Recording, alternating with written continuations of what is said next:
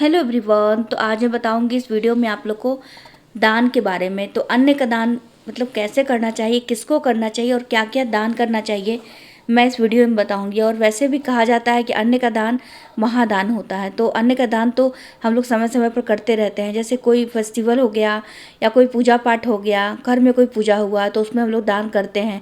किस ज़रूरतमंद को भी करते हैं, कभी कभी पंडित जी को भी करते हैं। तो दान मतलब कैसे हम लोग कर सकते हैं और किसी को भी किसी भी फेस्टिवल में और मतलब कभी भी ये दान हम लोग कर सकते हैं। इस तरीके से दान को किया जा सकता है।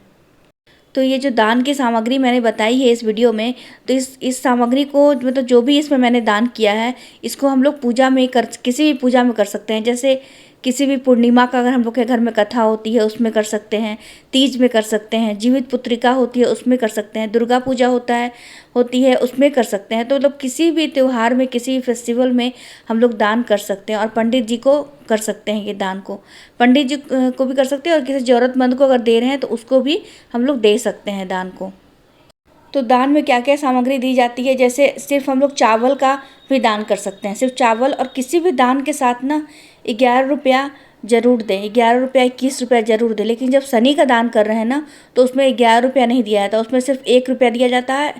और जब हम लोग किसी पितृपक्ष का दान कर रहे हैं ना, पितरों के लिए जब दान की जाती है, तो उसमें हम लोग 11 रुपया 21 रुपया 51 रुपया 101 रुपया ऐसे ही दे सकते हैं। आप 10 दे सकते हैं, 20 दे सकते हैं, 100 50 इस टाइप से दे सकते हैं। मतलब 21 या 51 इस टाइप का एक नहीं मिलाना है। और मैंने इसमें कौन कौन सी सामग्री ली है मैं बता रही हूँ। इसमें मैंने लिया था चावल ½ kg, आटा भी ½ kg ही था, और इसमें कम से कम 200 ग्राम के करीब था अरहर की दाल थी। तो और थोड़ा सा मैंने आलू लिया था, 4-5 आलू थे, 5 कम से कम 5 आलू देना चाहिए, 5-7। अगर ऐसे ही गिन कर दे रहे हैं तो तौल कर दे रहे हैं फिर तो आप 1 किलो 2 किलो जितना आपको देना है अपनी क्षमता के अनुसार दान की जाती है, अपनी इच्छा के अनुसार दान की जाती है। खुशी से दान किया जाता है, मतलब बिना मन का दान कभी नहीं करना चाहिए। और इसमें मैंने दिया था थोड़ा सा नमक मैंने दी थी, थोड़ी सी हल्दी मैंने दी थी।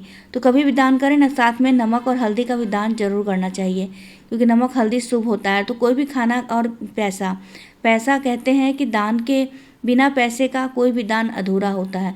तो जितनी क्षमता हो 11 21 5 रुपया भी आप दान में दे सकते हैं। उतना मतलब है तो 5 भी दे सकते हैं, अगर कोई प्रॉब्लम नहीं दीजिएगा तो पंडित जी को या किसी को भी।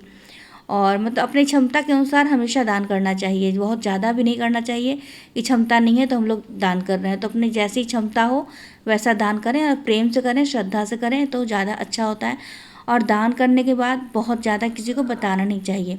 तो क्योंकि मैं ये दान कर रही थी जीवित पुत्रिका जो व्रत करने के बाद, मैं ये दान के लिए निकाल रही थी सामग्री।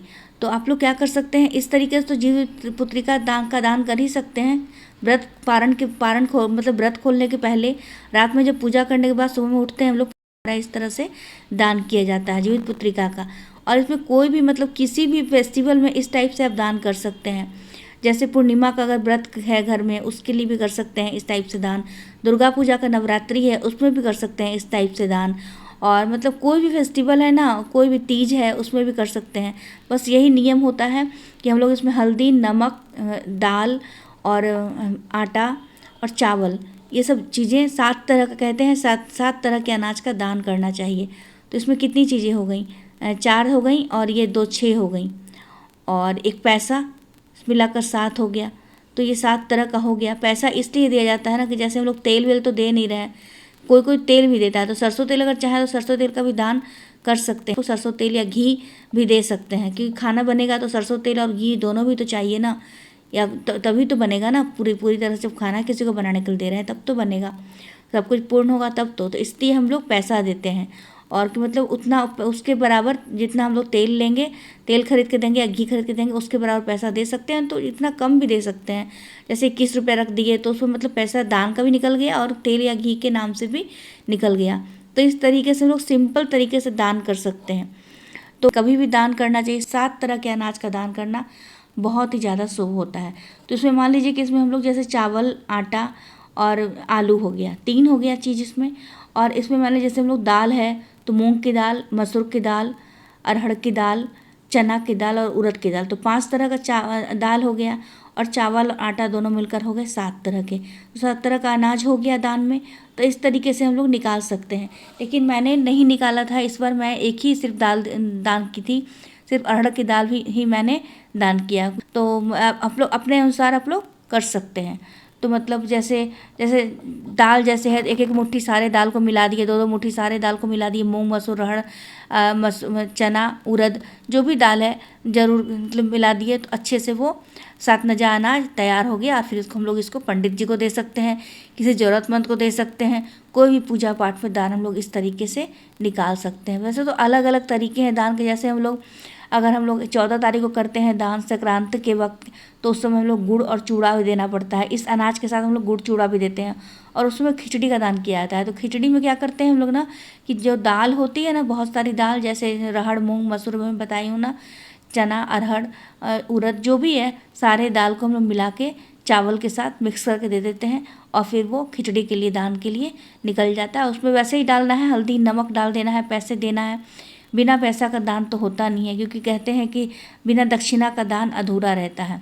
तो इस तरीके से सब कुछ को मतलब मेन इसमें देखिए मैं बता रही हूँ ना, इसमें मेन इसमें दान करना है चावल, दाल, आटा, कम से कम 5 आलू, कम से कम 5 आलू, नमक और हल्दी और कुछ पैसे, बस मेन यही होता है। इन चीज़ों का दान हम लोग कर सकते हैं। और दाल अगर चाहें तो दाल में बहुत सारे दाल को हम लोग मिक्स करके भी दान किया जा सकता है। और पैसे की बात है तो शनि का अगर दान कर रहे हैं तो 1 रुपया का दान करना चाहिए, 10 रुपया का दान करना चाहिए। और अगर मतलब 10-20 इस टाइप से कर सकते हैं। और अगर नॉर्मल दान कर रहे हैं, किसी ज़रूरतमंद को कर रहे हैं या पंडित जी को कर रहे हैं, तो उसमें 11, 21, 51 मतलब 31 इस टाइप से दान, 101 जितना क्षमता हो उसके अनुसार हम लोग दान कर सकते हैं। तो इस तरीके से बहुत ही सिंपल तरीके से दान किया जाता है। और फिर मैं सभी को अच्छे से पैक कर दी, बांध दी रबर बैंड से, ताकि एक दूसरे में मिक्स ना हो जाए।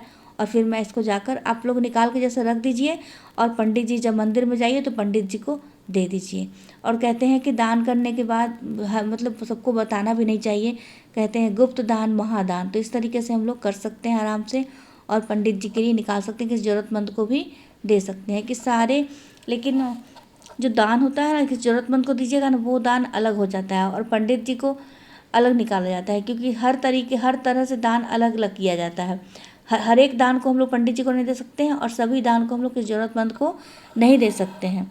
क्योंकि जब जैसे ग्रहण था आज, तो आज जैसे सूर्य ग्रहण लगा है, इस साल का पहला सूर्य ग्रहण था, तो सबसे अच्छा दान पता है क्या है, किसी ज़रूरतमंद को करने का दान का मतलब हुआ कोई बहुत ही ज़्यादा मतलब नीडी जो है, बहुत ज़रूरत है जिसको, बहुत ही ज़्यादा परेशानी है, अच्छी उसकी इनकम नहीं है, बच्चे हैं, तो उनको दान करें तो ज़्यादा अच्छा होगा। जिसके पास सब कुछ है उसको दान नहीं करना चाहिए, क्योंकि कोई फ़ायदा नहीं है। और जिसके पास कुछ नहीं है, जिसको बहुत सारी प्रॉब्लम्स हैं, उनको दान करेंगे ना तो ज़्यादा बेटर है। तो इस तरीक़ा से मैंने दान किया था। तो आप लोग इस तरीके से कर सकते हैं। बस सभी को पैकेट में पैक कर लीजिए अच्छे से, और फिर अपने घर में रख दीजिए। चींटी वगैरह लगती है तो आटा को अलग थोड़ा रख दीजिए। ग्रहण का दान कभी भी पंडित जी को नहीं करना चाहिए। ग्रहण जब होता है ना, सूर्य ग्रहण या चंद्र ग्रहण, तो उसका जो दान होता है ना, वो पंडित जी को नहीं किया जाता है, पंडित जी स्वयं भी नहीं लेंगे। तो ऐसे बहुत सारे लोग होते हैं आसपास जिनको ज़रूरत होती है अनाज की, जिन उनको हेल्प कर दे। तो यही हो गया ज़रूरतमंद को दान करना। तो कल का जो दान है ना, वो किसी ज़रूरतमंद को ही दान किया जाता है, वो पंडित जी को नहीं किया जाएगा। अगर आप कोई प्रॉब्लम है तो पूछ लें कि मैं इसका दान कर रही हूँ, आप लोग लेंगे, आप लेंगे। इस तरीके से हम लोग दान को कर सकते हैं। और फिर किसी दिन जब बाहर जाते हैं तो उस दिन आराम से हम लोग पंडित जी को जाकर दे सकते हैं। तो वीडियो अच्छी लगे तो लाइक करें। मिलते हैं नेक्स्ट वीडियो में। Thanks for watching.